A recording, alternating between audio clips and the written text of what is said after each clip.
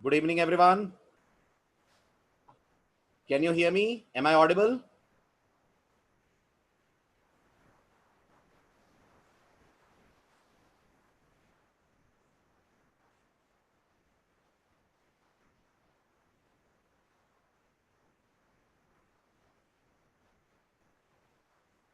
चलिए बढ़े आगे। अब सबसे पहले आपको जो मैंने पहला क्वेश्चन दिया था लास्ट लेक्चर में, उससे डिस्कशन स्टार्ट करते हैं, क्योंकि वो थोड़ा सा डिफरेंट है और थोड़ा सा नया भी है। बन गया आपसे वॉवल वाला कोड? वॉवल वाला कोड बन गया? गुड। चलिए अब उसको बनाते हैं। वॉवल वाला कोड बनाने के आपके पास सी लैंग्वेज में दो तरीके हैं। आज दोनों तरीके अपन करते हैं डिस्कस, ठीक है? क्वेश्चन एक बार फिर मैं लिख रहा हूं। Write a program to accept a character from the user. Write a program to accept a character from the user and check whether it is a vowel or not. Check whether it is a vowel or not. एक line और मैंने कहा था, assume that the user will input capital letter only. ये मानकर हमें code लिखना है कि यूजर हमें सिर्फ कैपिटल लेटर्स देगा। यही था ना क्वेश्चन?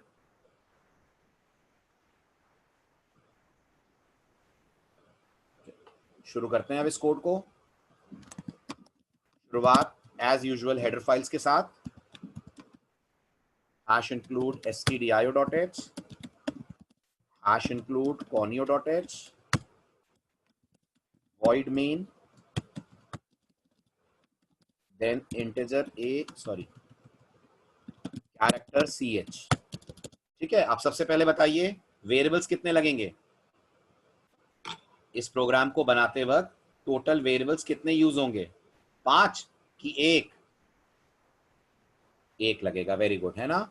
तो पहली गलती जो इस कोड में हो सकती है वो ये कि आपको लग सकता है 5 वेरिएबल लगेंगे। वेरिएबल 5 नहीं है, 5 कंडीशंस लगेंगी। वेरिएबल सिर्फ एक ही लगेगा। इसके बाद वाया प्रिंटफ यूजर को आप बोलेंगे एंटर अ कैरेक्टर। जो भी कैरेक्टर यूजर देगा, स्कैनफ से आप उसे स्कैन करेंगे विद %c और रख लेंगे अपने वेरिएबल ch में। क्लियर है? यहां तक समझ आया? ठीक है, अब मुझे बताइए वॉवल की पहचान क्या है? कैसे आइडेंटिफाई करेंगे कि ये चीज वॉवल है? अगर इसको अब हिंदी में बोलें तो वॉवल होगा अगर ch में आने वाला लेटर AEIOU में से किसी से मैच करे। अब इसको C में कैसे लिखना है गौर से सुनिए।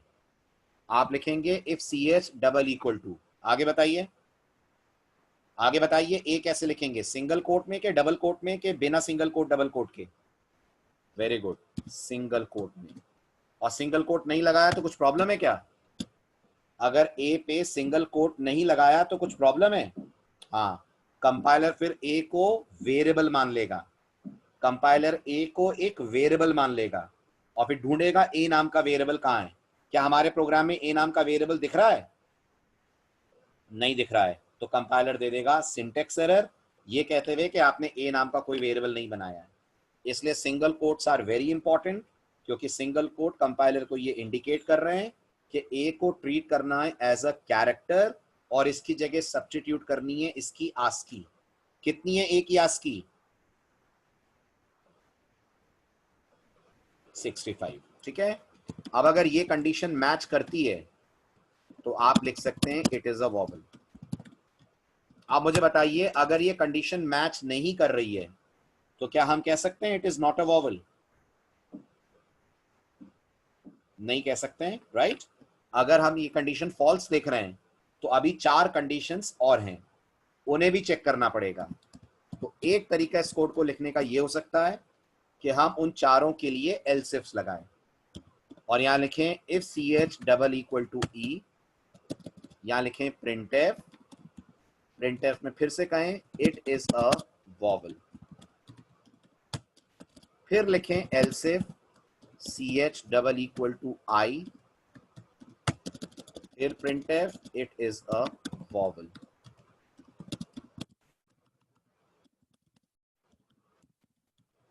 फिर लिखें एक एल्सिफ सी एच, बिल्कुल बिल्कुल आ रहे हैं उसी पे। मैंने कहा ना आपसे प्रोग्राम दो तरह से बन सकता है, आ रहा हूं दूसरे तरीके पे। प्रिंटफ और फिर लिख दें यहां पर इट इज अ वॉवल, और फिर एक एल्सिफ लगाकर चेक करें यू, और फिर यहां पर लिख दें printf it is a vowel.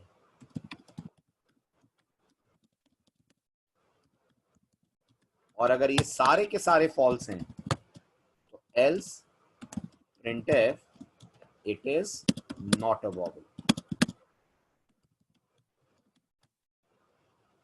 ठीक है, अब ये काम कैसे करेगा वो भी समझ लीजिए जरा। ठीक है, अब इसकी वर्किंग का ट्रेस दे रहा हूं, ध्यान से सुनिए और समझिएगा कैसे ये कोड वर्क कर रहा है। जैसे ही इस प्रोग्राम को आप रन करेंगे, सबसे पहला एक्शन मेन के अंदर आकर आपको पता होना चाहिए कंपाइलर क्या लेगा। सबसे पहला एक्शन कंपाइलर क्या लेगा, बिल्कुल काम करेगी आदित्य, आ रहा हूं आपकी क्वेश्चन पे अभी। कंपाइलर सी एच नाम का बनाएगा एक वेरिएबल। ठीक है, उसके बाद प्रोग्राम यूजर से कैरेक्टर मांगेगा, उसके बाद प्रोग्राम यूजर से कैरेक्टर डिमांड करेगा। जो भी कैरेक्टर यूजर देगा प्रोग्राम %c से स्कैन करके उसे वेरिएबल में डाल देगा। अब आपको याद होना चाहिए जब %c लगता है तो वेरिएबल में कैरेक्टर की आस्क की जाती है, याद है? ठीक है, अब कंपैरिजन स्टार्ट होगा। कंपाइलर चेक करेगा क्या ch में जो 65 है यानी वैल्यू है वो ए कैरेक्टर की आस्की से मैच कर रही है। आप बताइए क्या 65 और 65 मैच कर रहे हैं? कर रहे हैं, तो ये कंडीशन ट्रू हो जाएगी। कोड कहेगा इट इज अ वॉवल, और मैंने आपसे क्या कहा था लास्ट टू लास्ट लेक्चर में, अगर इफ ट्रू होता है तो एल्स इफ वगैरह चेक होते हैं कि नहीं? नहीं होते हैं। यहां से सीधा कंट्रोल पहुंच जाएगा प्रिंटफ पे, सीधा आ जाएंगे प्रिंटफ पे, सॉरी गेट सी एच पे, नॉट प्रिंटफ, माय मिस्टेक। सीधे यहां से आ जाएंगे गेट सी एच पे और स्क्रीन पे आपको बस एक आंसर मिलेगा, इट इज अ वॉवल। अब इमेजिन करिए जब आपने दोबारा रन करा तो यूजर ने आपको टाइप करके दिया आई, सी एच में क्या गया, सी एच में क्या गया जल्दी बताइए? 73 गया, जो आई का आस्की कोड है, यही होगा कैपिटल आई का आस्की, राइट? अब कंपैरिजन स्टार्ट होगा। क्या 73 65 के बराबर है? नहीं है, राइट? क्या 73 69 के बराबर है? नहीं है। क्या 73 73 के बराबर है? है। तो आपको आई के लिए भी मिलेगा इट इज अ वॉवल। और अगर इमेजिन करिए यूजर ने आपको बी दे दिया तो सी एच में क्या जाएगा? 66। कंपैरिजन स्टार्ट होगा। क्या 66 65 के बराबर है? नहीं है। क्या 66 69 के बराबर है? नहीं है। क्या 66 73 के बराबर है? नहीं है। क्या 66 79 के बराबर है? नहीं है। क्या 66 85 के बराबर है? नहीं है। सारे फॉल्स, तो कोड एल्स में जाकर बोल देगा it is not a vowel. समझ आया? ठीक है, अब जैसा आप लोग कह रहे हैं इस प्रोग्राम को बनाने का एक तरीका और हो सकता है। क्या है वो तरीका? और अगर आप बहुत क्लोजली ऑब्जर्व करें तो मैंने टोटल कंडीशंस कितनी बनाई हैं? मैंने कंडीशंस कितनी लिखी हैं? 5, है ना? पांचों कंडीशंस अलग अलग हैं कि पांचों कंडीशन सेम है? पांचों कंडीशंस अलग अलग हैं या पांचों कंडीशन सेम है? बिल्कुल गलत बोल रहे हैं, बिल्कुल गलत बोल रहे हैं। पांचों कंडीशंस अलग अलग हैं। क्या पांचों में मैं ए चेक कर रहा हूं? क्या पांचों में मैं ए चेक कर रहा हूं? तो फिर कंडीशंस अलग अलग हैं, लेकिन उनके अंदर जो मैं एक्शन ले रहा हूं, जो बॉडी में कोडिंग करी गई है, वो सबके लिए सेम है। मानते हैं? सबके में आपने एक ही लाइन लिखी है, print F it is a vowel. तो फिर सी आपको सलाह देती है, जब सबके केस में आपको एक ही लाइन लिखनी है, इट इज अ वॉवल, तो बेटर है आप अपने इस प्रोग्राम को इस तरह से बनाएं, बेटर है आप अपने प्रोग्राम को इस तरह से बनाएं कि सारी कंडीशंस एक साथ आ जाएं। ठीक है? अब आप याद करिए, जब मैं आपको लॉजिकल ऑपरेटर पढ़ा रहा था, तो अपन ने लॉजिकल एंड और लॉजिकल और दो ऑपरेटर पढ़े थे। ठीक, यहां कौन सा लगेगा? यहां कौन सा लगेगा? यहां लगेगा और।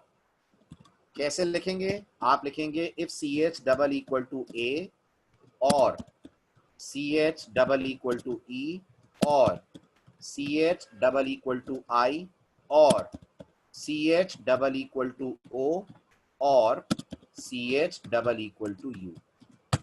अगर ये मैच कर गए तो आप लिखेंगे प्रिंटफ में इट इज अ वॉवल, और अगर ये मैच नहीं करे तो आप एल्स में आकर लिखोगे printf it is not a vowel and then brace closed. समझ आया?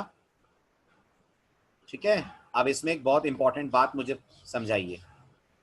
अपन ने इसमें और ऑपरेटर के साथ कंडीशंस कितनी लिखी हैं? इस कोड में और ऑपरेटर के साथ कंडीशंस मैंने कितनी लिखी हैं? 5 लिखी हैं, राइट? क्या कंपाइलर पांचों कंडीशंस चेक करेगा? नहीं। याद रखिएगा, जब और ऑपरेटर लगता है तो कंपाइलर वहीं तक जाएगा जहां तक उसे ट्रू कंडीशन नहीं मिलेगी। कंपाइलर वहीं तक जाएगा जहां तक उसे ट्रू कंडीशन ना मिले। तो अगर हम मानते हैं यूजर ने इनपुट में ए दिया है, यूजर ने इनपुट में ए दिया है, तो आप मानते हो ये पहली ही कंडीशन पढ़ के कंपाइलर रुक जाएगा, है ना? क्योंकि ए से ए मैच कर रहा है, तो मैसेज मिलेगा आपको इट इज अ वॉवल, और इसके बाद कंपाइलर आ जाएगा ऑन गेट सी एच, इसके बाद कंट्रोल आ जाएगा ऑन गेट सी एच। गौर कीजिएगा, ठीक है? इसका मतलब क्या कंपाइलर ये पांचों कंडीशंस कभी नहीं पढ़ेगा? क्या कंपाइलर ये पांचों कंडीशंस कभी भी नहीं पढ़ेगा? पढ़ेगा। दो केस में पढ़ेगा, या तो जब मैं यू दूं जो कि इसका लास्ट कैरेक्टर है, और या जब मैं जो दूं वो वॉवल ही ना हो। समझ रहे हैं? तब भी पांचों पढ़ेगा जब मैं ऐसा कैरेक्टर दूंगा जो वॉवल नहीं है, जैसे कि बी। अगर मैंने इनपुट में बी डाला तो वो पांचों कंडीशंस को चेक करेगा। तो जब और ऑपरेटर लगता है, ये और के लिए बोल रहा हूं, याद रखिएगा, एंड के लिए नहीं। जब और ऑपरेटर लगता है, कंपाइलर लेफ्ट टू राइट चलता है और वहीं तक की कंडीशंस चेक करता है जहां तक उसे ट्रू कंडीशन ना मिल जाए। ठीक है, मैं लिख दे रहा हूं और इस बिहेवियर का नाम भी लिख देता हूं, याद रखिएगा। Special note, when we use logical or operator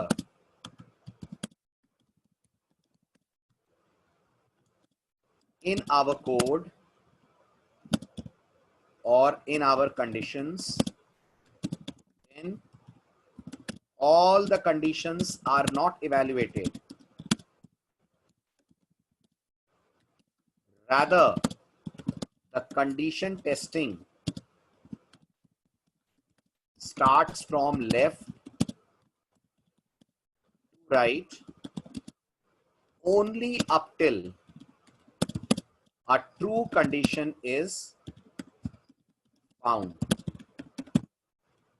Only up till a true condition is found. Full stop. As soon as a true condition is found, comma, the rest of the conditions in logical or operator are not evaluated.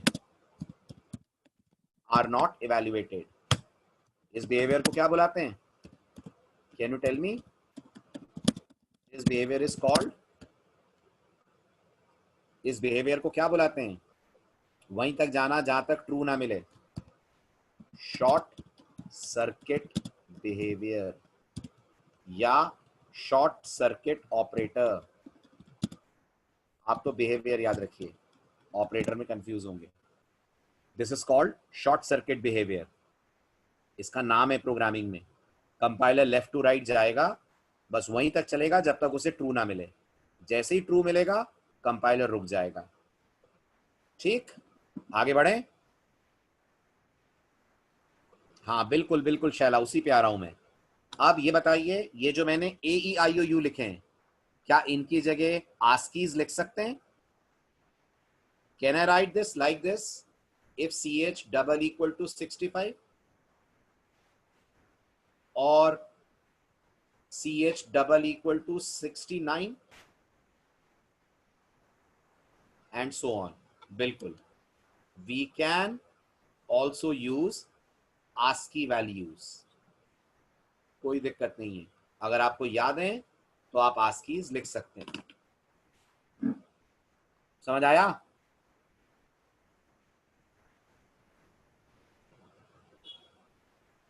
चलें आगे।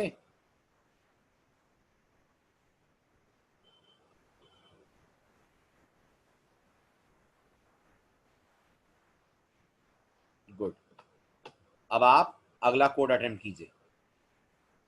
इससे मिलता जुलता है but थोड़ा दिमाग लगेगा, different code है। Write a program to accept a character from the user and check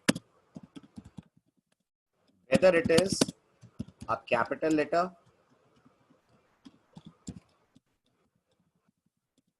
or a small letter or a digit or something else।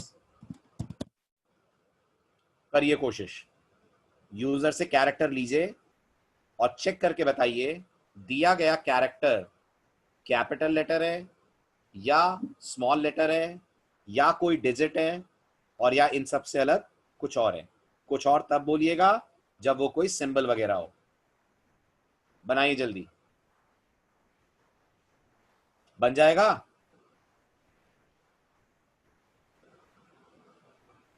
Very good, क्या लगेगा? लॉजिकल और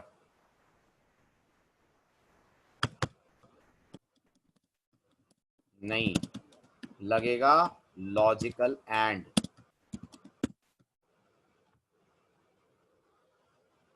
बनाइए, ट्राई दिस कोड।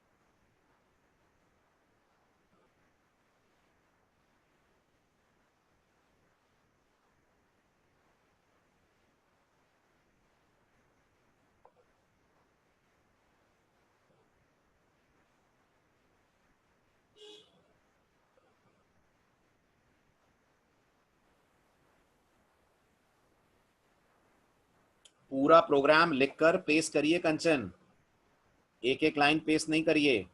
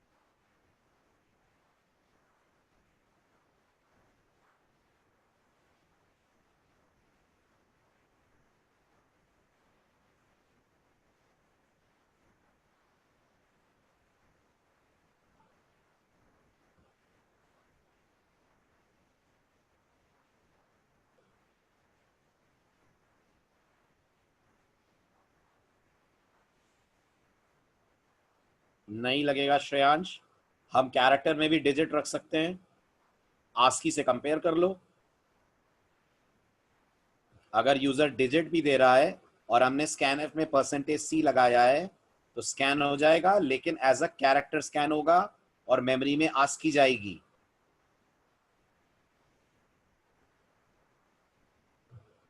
बन गया?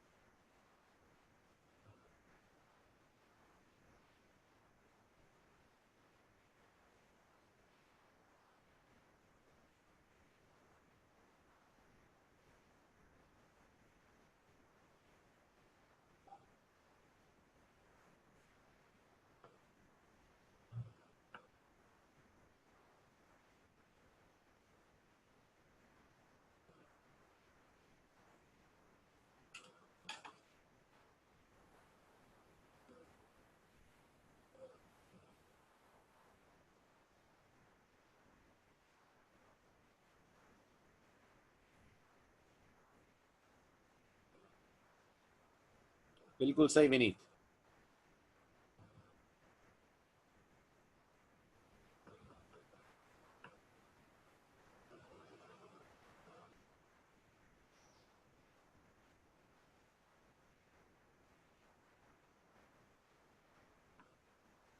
कुंदन, ये सब एक ही इफ में डाल दोगे? क्यों?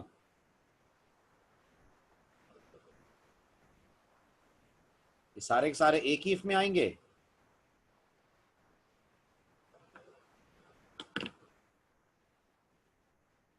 गलत हो गया, एक एल से फॉर आएगा। शैला, और आपने इफ और एल्सिफ के एंड में सेमी कोलन लगा दिया है, वो भी गलत है। दो गलतियां हैं।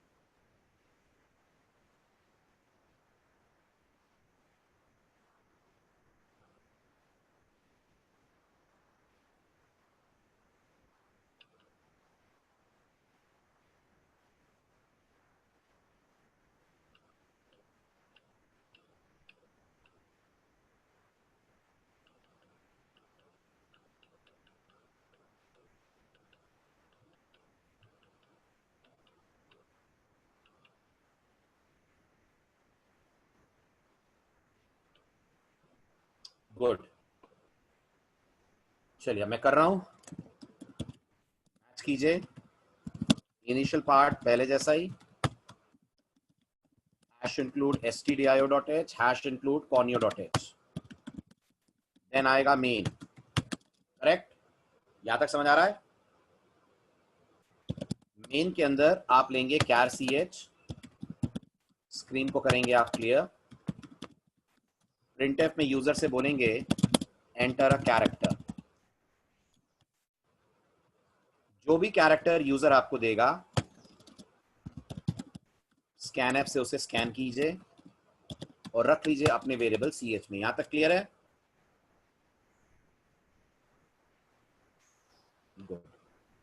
अब इसके बाद आप सोचिए, अगर आप पिछले कोड की तरह इसको अटेम्प्ट करें, पिछले एग्जाम्पल की तरह अटेम्प्ट करें तो बहुत लेंदी हो जाएगा। ch double equal to a और ch double equal to b और ch double equal to c। ऐसे अगर हम सोचें तो हमें कितनी कंडीशन देनी पड़ेगी कैपिटल लेटर के लिए? 26। 26 देनी पड़ेंगी स्मॉल के लिए, 10 देनी पड़ेंगी डिजिट के लिए। सोचिए 62 कंडीशंस का कोड बनेगा आपका, बनेगा ना, है ना। इसकी जगह हिंट दिया है मैंने क्वेश्चन में, आप यूज कर लीजिए लॉजिकल एंड और रेंज कंपैरिजन करिए। जो आप करने जा रहे हैं उसे बोलते हैं रेंज कंपैरिजन। कैसे करेंगे आप सोचिए, आप नॉर्मल इंग्लिश में अगर लिखते, आप नॉर्मल इंग्लिश में अगर लिखते तो यही लिखते ना, if C h is between 65 to 90, English में ऐसे ही लिखते ना। अगर सी एच 65 से 90 के बीच में है तो लिख दो कैपिटल लेटर है। अब ये जो बिटवीन करता है अंग्रेजी में, वो हमारी सी लैंग्वेज में करते हैं ग्रेटर देन, लेस देन और लॉजिकल एंड। जो बिटवीन करता है इंग्लिश में, वो हमारी सी लैंग्वेज में करते हैं ग्रेटर देन, लेस देन और लॉजिकल एंड। कैसे लिखते हैं, आप इसको लिखेंगे if C H greater than equal to 65 and C H less than और इक्वल टू 90। ये क्या है 65 से 90, what is this 65 to 90, capital का आस्की कोड है, राइट। तो ये कंडीशन कंपाइलर से क्या कह रही है, ये कंडीशन कंपाइलर को कह रही है चेक करो सी एच में जो कैरेक्टर आ रहा है वो 65 उससे बड़ा या 90 और उससे छोटा है क्या। अगर है तो प्रिंटफ में आप लिख देंगे it is a capital letter, ठीक है। अगर ऐसा नहीं है तो आएगा अगला एल्सिफ, जिसमें चेक होगा C H greater than equal to 97 and C H less than और इक्वल टू 122। ठीक, 97 से 122 क्या है, 97 से 122 क्या है, गुड, स्मॉल का आस्की है। तो आप लिखेंगे it is a small letter, correct. ऐसा भी नहीं है तो फिर आएगा एक एल्सिफ जो चेक करेगा C H double equal greater than equal to 48 and C H less than equal to 57। क्या है 48 से 57, डिजिट्स का आस्की है। 48 किसका आस्की है, जल्दी बताइए, 48 किसका आस्की है, 0 का, 57 9 का। तो प्रिंटफ इट इज अ डिजिट। और अगर ये भी नहीं है तो फिर लास्ट में एक एल्स जिसमें आप लिख देंगे printf it is something else. Clear हो रहा है, हो रहा है। अब आगे की बात सुनिए, ये 65 90 इनकी जगह अपन कैरेक्टर्स डायरेक्ट लिख सकते हैं, शैला बाकी रेंज में स्पेशल कैरेक्टर है, सिंबल्स का आस्की आता है, लिख सकते हैं बिल्कुल, है ना। चलिए अब उस पे आने से पहले जरा ट्रेसिंग देख लें आप इस कोड की, फिर मैं आपको एक और इंपॉर्टेंट बात यहां समझाता हूं। तो ये हमारा सी एच वेरिएबल है, इमेजिन करिए यूजर ने आपको ए दिया है, तो सी एच में क्या जाएगा 65 जाएगा, कंपैरिजन होगा कंपाइलर की तरफ से। If 65 greater than equal to 65, condition true है कि फॉल्स है, ट्रू है, तो सेकंड वाली कंडीशन चेक होगी, अगर फर्स्ट ट्रू है तो होगी, बिल्कुल होगी। कंफ्यूज हो रहे हैं आप, जो आपको मैंने अभी 10 मिनट पहले समझाया था गौर से पढ़िए, वो लॉजिकल और के लिए था, है ना, नॉट फॉर लॉजिकल एंड। अब एंड क्या कहता है वो सुनिए, एंड कहता है वो सेकंड कंडीशन को तभी पढ़ेगा जब फर्स्ट वाली ट्रू होगी। अगर फर्स्ट वाली फॉल्स है तो एंड सेकंड को नहीं पढ़ता। दोबारा सुनिए, लॉजिकल एंड कहता है वो सेकंड वाली कंडीशन को जरूर पढ़ेगा अगर फर्स्ट वाली ट्रू है, बट अगर फर्स्ट वाली फॉल्स है तो वो सेकंड को नहीं पढ़ेगा, क्योंकि दिमाग लगाइए अगर फर्स्ट फॉल्स है और सेकंड पढ़ने पर वो ट्रू भी निकल जाती है तो इफ तो नहीं चल सकता, क्योंकि एंड के लिए तो दोनों का ट्रू होना जरूरी है। समझ रहे हैं इस बात को। तो अब क्योंकि 65 greater than equal to 65 true है, तो एंड का सेकंड पार्ट चेक होगा, जो बना 65 लेस देन इक्वल टू 90। क्या ये भी ट्रू है? बिल्कुल विकास, रिवर्स है इस मामले में, एंड और से ट्रू है, तो कोड कह देगा it is a capital letter, और फिर जैसा आप जानते हैं इसके तुरंत बाद सीधे चलेगा गेट सी एच। ठीक है, अच्छा आप बताइए अगर यूजर ने स्मॉल बी दिया तो सी एच में क्या जाएगा?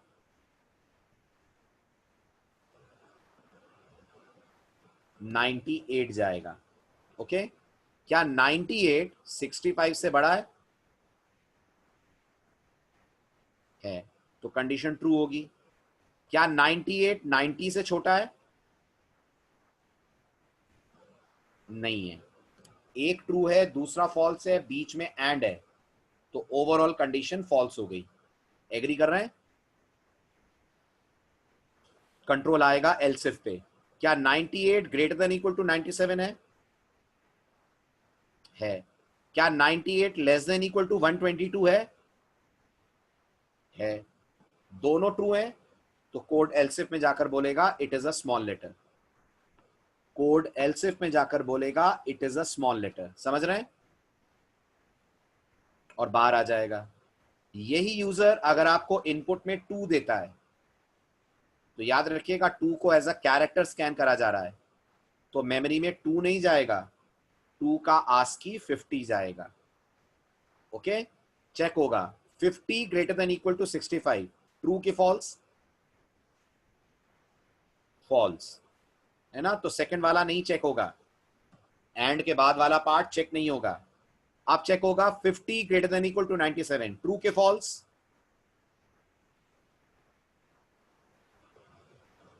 फॉल्स। सेकंड वाला फिर स्किप हो जाएगा, 122 वाला। अब चेक होगा 50 greater than equal to 48, true के फॉल्स? ट्रू। सेकंड वाला चेक होगा 50 less than equal to 57, true के फॉल्स? ट्रू। 50 के लिए कोड कह देगा, 2 के लिए कोड कह देगा इट इज अ डिजिट। और अगर यूजर ने मान लीजिए आपको प्लस दिया, प्लस का आस्की होता है 43, प्लस का आस्की 43 होता है, चेकिंग होगी 43 greater than equal to 65, true के false? False. 43 greater than equal to 97, false? False. 43 greater than equal to 48, ये भी फॉल्स? फॉल्स। एल्स में आकर कोड कह देगा इट इज समथिंग एल्स। समझ आ रहा है? ठीक है, अब एक जरूरी बात, इस कोड में भी हम लोग आस्कीज की जगह डायरेक्ट कैरेक्टर्स लिख सकते हैं।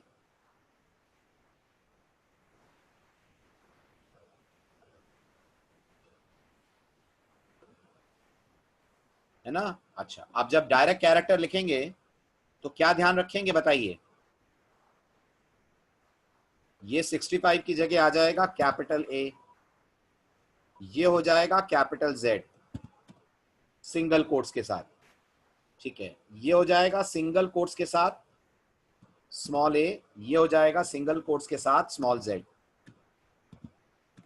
ठीक है, ये क्या होगा 48 की जगह सिंगल कोट्स में 0, और ये होगा सिंगल कोट्स में 9। अच्छा, अब ये बताइए अगर मैं सिंगल कोट हटा दूं 0 और 9 पे से तो क्या होगा? अगर मैं 0 और 9 पे से सिंगल कोट हटा दूं तो क्या होगा? बिल्कुल होगा कंपाइल, बिल्कुल होगा कंपाइल शैला। 0 और 9 के लिए कंपाइल क्यों नहीं होगा? 0 9 को वेरिएबल थोड़ी मान लेगा कंपाइलर।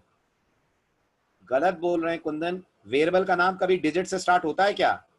कैसी बेवकूफी वाली बातें कर रहे हैं, सारे रूल्स दिखाने के बाद भी। क्या आपको मैंने लिखवाया है कि वेरिएबल का नाम डिजिट से स्टार्ट होता है? तो फिर एक ही चीज को हर जगह क्यों अप्लाई कर देंगे अपन? एक ही गोली सबको खिला देंगे क्या?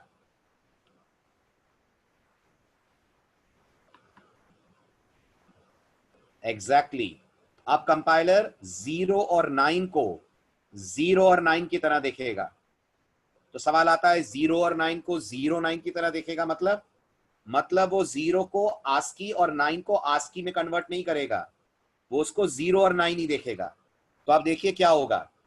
आप इमेजिन करिए यूजर ने अपन को 2 दिया, गौर करिए स्कैनएफ में अभी भी %c लगा है, तो मेमोरी में 2 जाएगा कि 50 जाएगा? मेमोरी में 2 जाएगा कि 50 जाएगा? वेरी गुड, मेमोरी में 50 जाएगा। आप कंपैरिजन स्टार्ट करिए।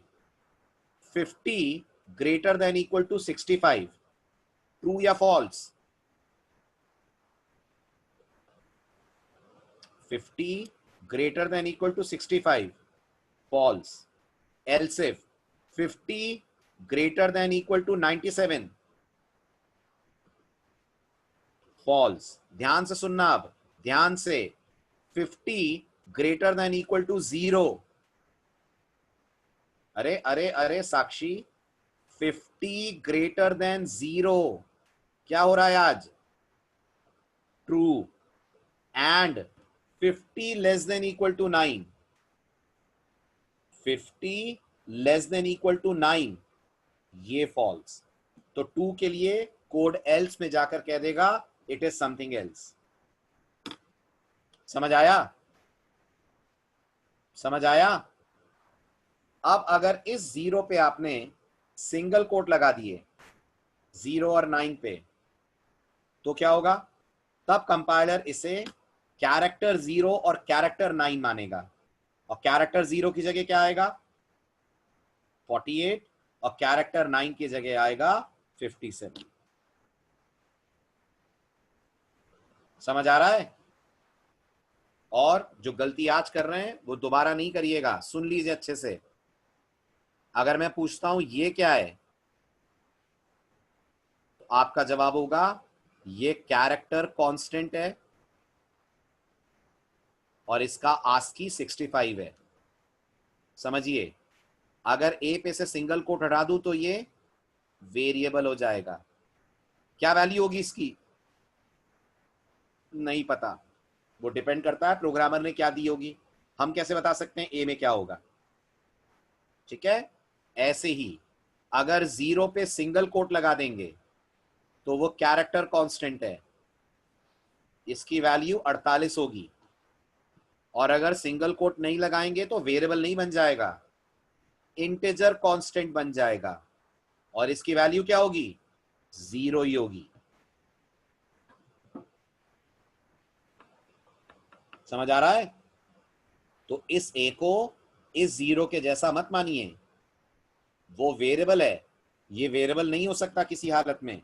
वेरिएबल कभी डिजिट से स्टार्ट नहीं होते हैं। अच्छा, इसको क्या मानेंगे? A0, ये क्या है? वेरिएबल है, ये कंपाइलर को वेरिएबल नजर आएगा। अच्छा, और अगर A0 के बाद पैरेंथेसिस लगा दूं तो फिर वो सोचेगा ये कोई फंक्शन है, अपनी अकल लगाएगा कंपाइलर। समझ रहे हैं?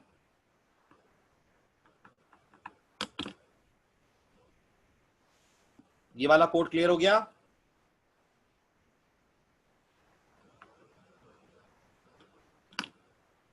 चलिए, सारे बाकी कोड बन गए आपसे जो मैंने दिए थे। अब एक मैंने आपको दिया था डिविजिबिलिटी का, बना वो?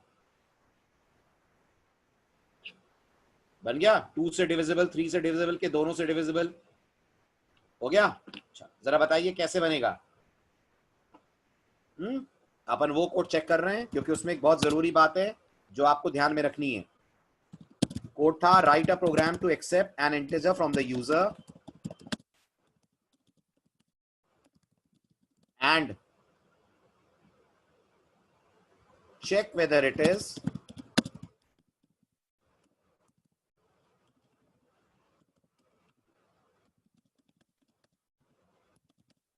a multiple of 2 only or a multiple of 3 only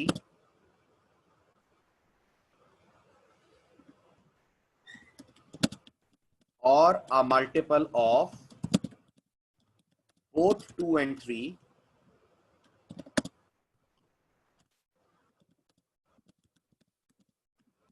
or neither a multiple of 2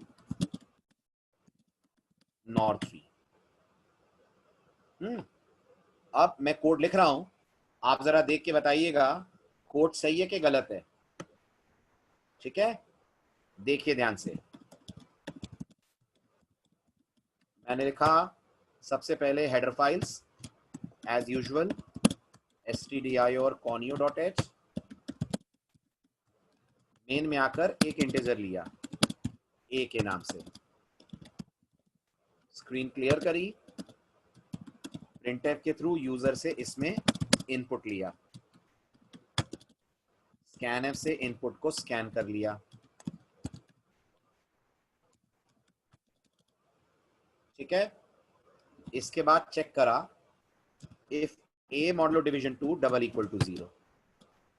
अगर ऐसा है तो प्रिंटफ it is a multiple of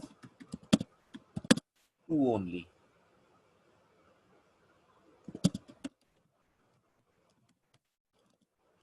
ठीक है, अगर ऐसा नहीं है तो चेक करा a modulo division 3 double equal to 0 अगर है तो printf it is a multiple of 3 only। फिर एक एल्सिफ लगाया a modulo division 2 double equal to 0 and a modulo division 3 double equal to 0। अगर ऐसा है तो printf में लिखा is a multiple of both 2 and 3, और else में जाकर लिख दिया printf में neither a multiple of 2 nor 3। ये लिखा मैंने कोड। अब आप इस कोड को देखिए और मुझे बताइए क्या ये कोड सही है, यस और नो।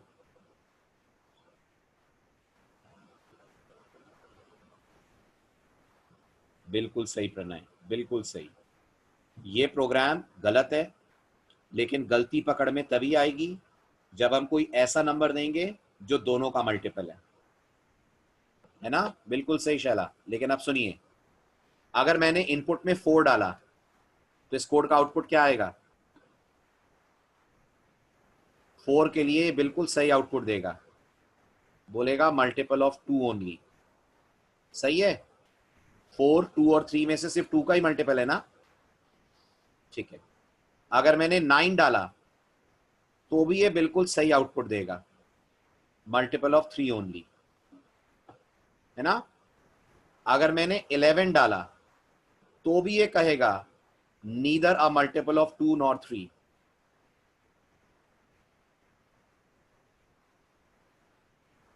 ठीक है, लेकिन अगर मैंने इनपुट में इसको पास करा 6 तो इसे बोलना क्या चाहिए? Multiple of both. लेकिन ये बोलेगा मुझे, जवाब ये देगा code multiple of 2 only. This is wrong behaviour. ऐसा क्यों होगा? क्योंकि गौर करिए 6 के केस में भी सबसे पहले ये वाला इफ ट्रू हो जाएगा ना,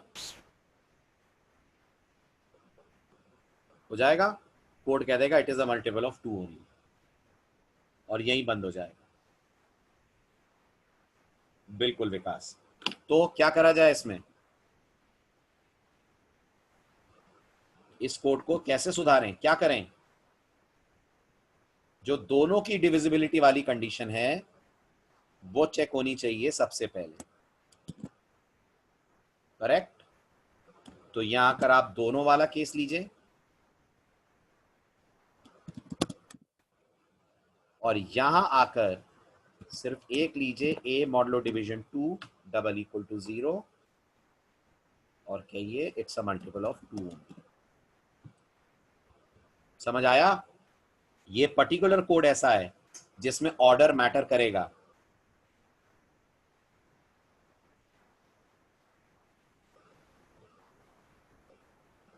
आई बात समझ में? ठीक है, इसका और कोई ऑल्टरनेट है? ए मॉडलो डिवीजन 2 और ए मॉडलो डिवीजन 3, इतना लंबा लिखने की बजाय कुछ और लिख सकते हैं। दो की जगह एक कंडीशन में काम हो सकता है, बिल्कुल हो सकता है। अगर हम कह दें a modulo division 6 double equal to 0, बिल्कुल, जो 6 से डिवाइड होगा, सोचिए वो 2 और 3 100% दोनों से होगा। होगा। चलिए अब आपके लिए कुछ क्वेश्चंस। पिछले वाले सारे हो गए ना? All the assignments done?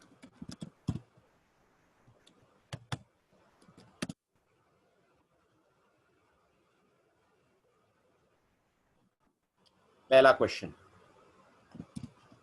Right a program to accept number of units consumed from the user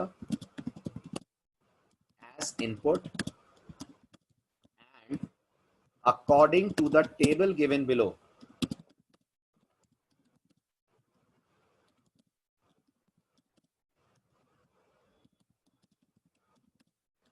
Calculate a bill amount user has to pay.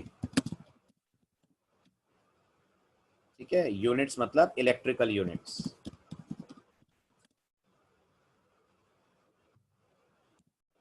Fine, table देख लीजिए।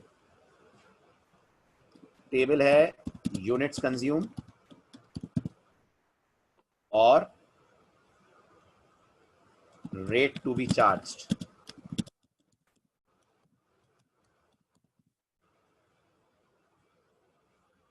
और रूल्स कुछ ऐसे हैं, अगर यूनिट कंज्यूम 0 to 200 है तो जो रेट चार्ज होगा वो है 50 पैसा पर यूनिट।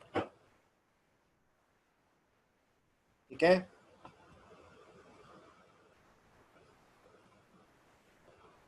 नेक्स्ट, अगर 201 से 400 यूनिट्स के बीच में कंजम्पशन हो रहा है, यूनिट्स आर 201 to 400, ये था 0 to 200, तो जो बिल अमाउंट आएगा, जो मैथ्स लगेगी, वो है ₹100 प्लस 65 पैसा पर यूनिट एक्सेस ऑफ 200। थर्ड, अगर यूनिट कंजम्पशन 401 से लेकर 600 तक है तो चार्ज लगेगा ₹230 प्लस 80 पैसा पर यूनिट एक्सेस ऑफ 400। लास्ट है, अगर कंजम्पशन 601 एंड अबव हो रहा है तो चार्ज लगेगा ₹390 प्लस ₹1 पर यूनिट एक्सेस ऑफ 600। अब अगर ये टेबल आपको क्लियर है तो आप मुझे बताइए, अगर यूजर ने 210 यूनिट कंज्यूम करें तो उसका बिल अमाउंट कितना आएगा?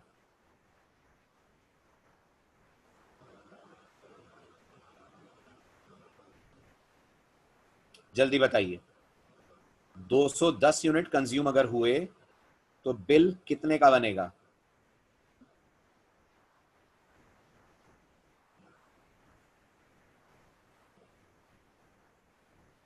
कैलाश, एग्जैक्ट अमाउंट बताओ, मैथ्स करो।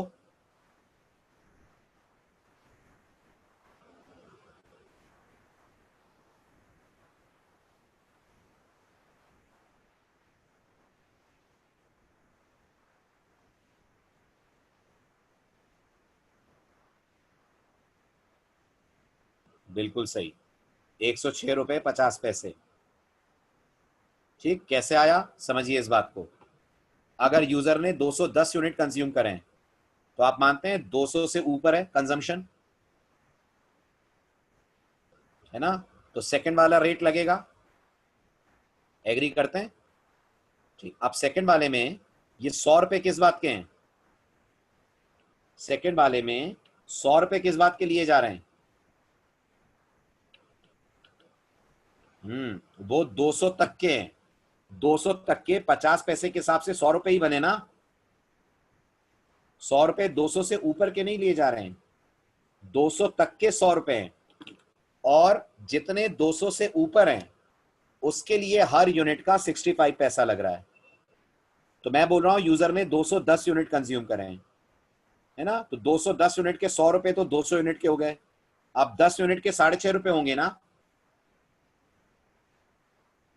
10 यूनिट के 6.5 रुपए लगेंगे ना, इसलिए बिल अमाउंट बना 106.5। समझ आ रहा है? तो आपको ये बिल अमाउंट कैलकुलेट करके प्रिंट करना है, ये टेबल प्रिंट मत कर दीजिएगा, एक्चुअल बिल अमाउंट दिखाना है।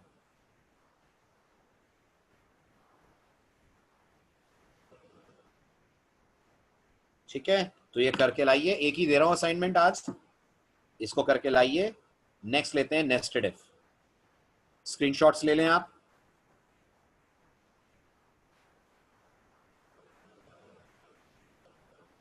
पेज 1। ठीक है, और एंड के बारे में क्या स्पेशल नोट आएगा? एंड के बारे में क्या स्पेशल नोट आएगा? क्या लिख दें लॉजिकल एंड को लेकर?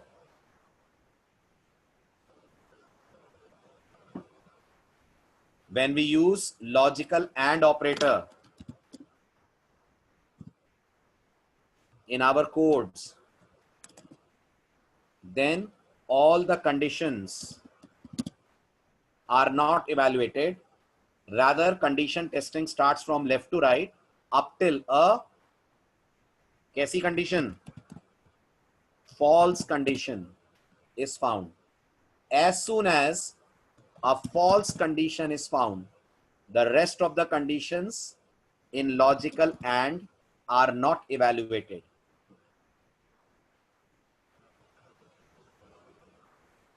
नहीं नहीं साक्षी, वो तो अपन को पता ही था, शॉर्ट सर्किट वाला मैं बोल रहा हूं। अगर मैंने 5 कंडीशंस एंड में लिखी हैं तो पांचों चेक होंगी क्या?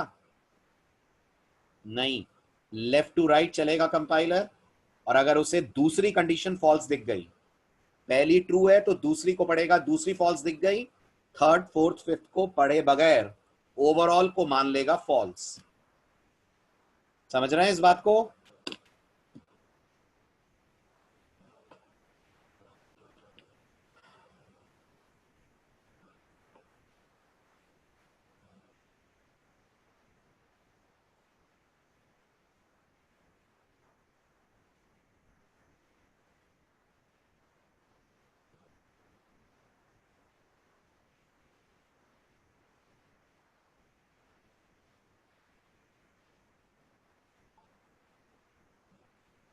ठीक, so this is the point.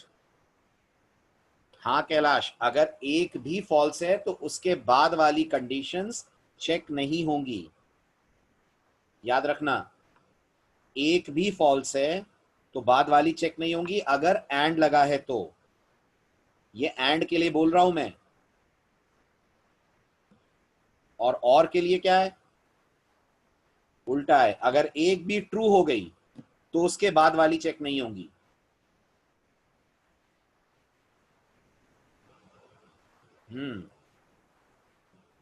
कोई एक भी ट्रू, ये तो मालूम है, मैं कुछ और समझा रहा हूं। ये तो पता ही है, और कहता है एक भी ट्रू होगी तो सब ट्रू, एंड कहता है एक भी फॉल्स तो सब फॉल्स। इवैल्यूएशन कितनी कंडीशंस का करा जाता है वो समझ रहे हैं अपन। तो और में लेफ्ट टू राइट चलेंगे और वहीं तक पढ़ेंगे जहां तक ट्रू ना मिले। एंड में लेफ्ट टू राइट चलेंगे, वहीं तक पढ़ेंगे जहां तक फॉल्स ना मिले। समझ आ रहा है? तो ये पेज 1 है, पेज 2, पेज 3,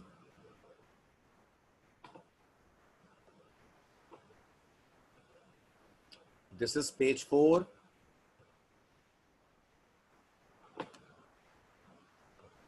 और ये पेज 5। पेज 2 दोबारा दिखा रहा हूं, दिस इज पेज 2। हो गया? चलिए, बाय बाय, टेक केयर।